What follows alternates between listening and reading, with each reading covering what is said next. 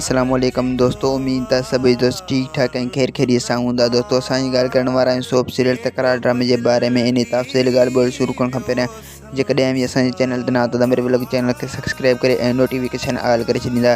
Subscribe करण सां आवाज़ बैल न करंदो, काफ़ी असांजो हौसला वधंदो ऐं तव्हांखे वधीक वीडियो ॾिसण वटां मिलंदा। त दरिया ख़ान मीर खे सम्झाईंदो त तूं मूंसां सां धार न थी ऐं तूं मूंसां सां अलॻि न थी, मूंसां तुंहिंजो सहारो आहे। पर मीर दरिया ख़ान जी हिकु बि कान ॿुधंदो ऐं उन जा ॻाल्हि बि कोन ॿुधंदो। दरिया ख़ान खे ईअं चवंदो तव्हां पंहिंजे लाइ ऐं हाणे असां पंहिंजे लाइ। ऐं मीर दरिया ख़ान खे चवंदो त मूंसां पंहिंजो मक़सदु कढण लाइ रसन नवाब ख़ान सां ठाह पियो करे।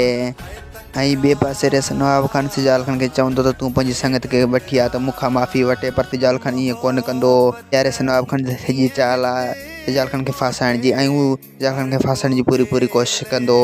ऐं ॿिए पासे सिजाल ख़ान पंहिंजे माण्हुनि खे सम्झाए छॾींदो त तव्हां हाणे शेरली सां पलांद कयो, ईअं न थिए जो हू असां सां पलांद करे वञे वरी अॻु तव्हां हिकिड़ो पलांद करे अचो। ऐं ॿिए पासे शेरली जा माण्हू सिजाल ख़ान जो जांच कंदा त हीउ कहिड़े माण्हू सां मिलंदो थो रहे। वधीक वीडियो ॾिसण चैनल खे सब्सक्राइब ऐं वीडियो खे लाइक कंदा।